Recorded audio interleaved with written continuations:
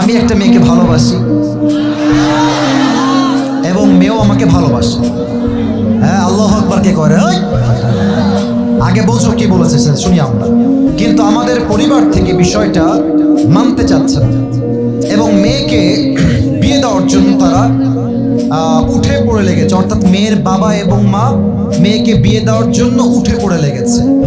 মেয়েকে বিয়ে দিবে প্রতিষ্ঠিত ছেলের সাথে এবং আমি আর মেয়ে ইন্টার ফার্স্ট ইয়ারে পড়ি এবং আমার প্রতিষ্ঠিত হওয়া অনেক দেরি। আমার পরিবার এখন আমার বিয়েতে সম্মতি দিবে না। আমি ওই মেয়েকে ভালোবাসি এবং তাকে হারাতে চাই না। এমন অবস্থায় আমি কি করতে পারি? আপনার বিবেচনায় আমাদের বিষয়টা কি বলে মতামত দিবেন। আসল কথা এটাই সত্য, বাংলাদেশে হাজার হাজার যুবক তার পছন্দের মেয়েকে বিয়ে করতে পারে না জাস্ট টাকার জন্য। রাজবাড়ির ভাই, আজকাল টাকার জন্য যুবকদের হাজার হাজার হাজার হাজার যুবকদের পছন্দের মেয়ের বিয়ে অন্য জায়গায় হয়ে যায়। আমি তোমাকে বিনয়ের সঙ্গে বলবো, কলিজার টুকরা যুবক, একটু ধৈর্যের পরিচয় দাও। বাড়াবাড়ি বেশি করতে যেও না। মাথায় রাখবা, তোমার এই বয়সটাই হচ্ছে আবেগের বয়স। দুইটা পয়েন্ট মাথায় রাখবা, দুইটা পয়েন্ট। এক, তোমার বাবা এবং তোমার মা, তাদেরকে কনভিন্স করার জন্য you have to try your best level. সর্বোচ্চ দরকার হলে বাবার পায়ে ধরবা, মায়ের পায়ে ধরবা যে মা, তোমার দোয়া ছাড়া আমি বিয়ে করতে চাই না গো মা, প্লিজ তুমি একটু হেল্প করো আম্মা। বাবার পা ধরবা, আব্বা প্লিজ বোঝার চেষ্টা করো, আমাকে বিয়ে না দিলে আমার দিন দিন চরিত্র নষ্ট হয়ে যাচ্ছে আব্বা, প্লিজ বোঝার চেষ্টা করো।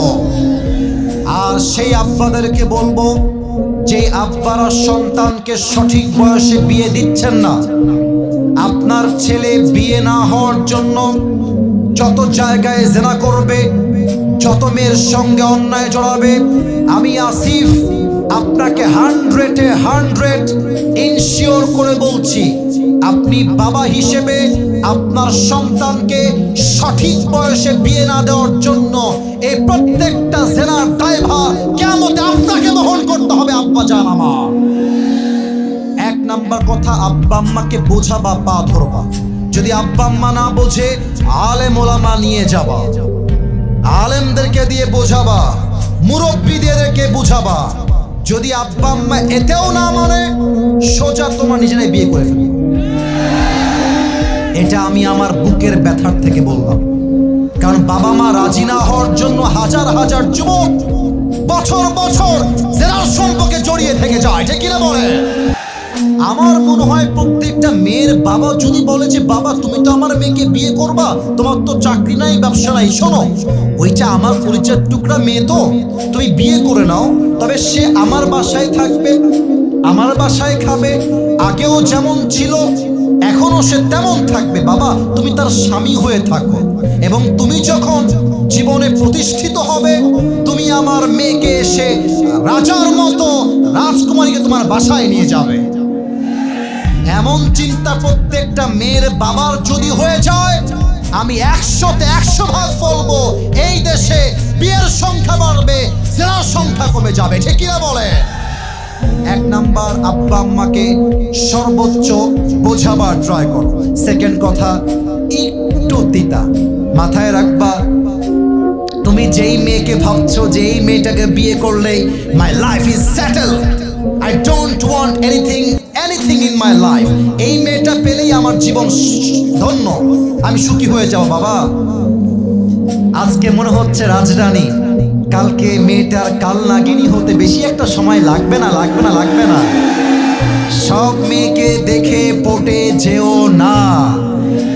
মেয়েদের সব আই লাভ ইউর মানে আই লাভ ইউ হয় না।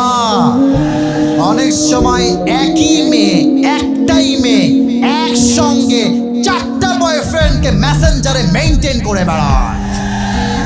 তবে তোমরাও খুব বেশি একটা ভালো না, সবার মধ্যেই ভেজাল আছে। তা আমি বলবো, যেই মেয়েকে বিয়ের জন্য পাগলামি করছো, এটা জাস্টিফাই করে নাও, আদৌ কি সেই মেয়ে তোমার বউ হওয়ার যোগ্যতা রাখে কিনা। যদি তুমি ভুল জায়গায় বিয়ে করো, তোমার পুরো জীবনটাই নষ্ট হয়ে যাবে যুবক ভাই আমার। আল্লাহ যুবককে হালাল ভাবে বিয়ে করার তৌফিক দান করুক। পড়েন সবাই জবান খুলে আমিন।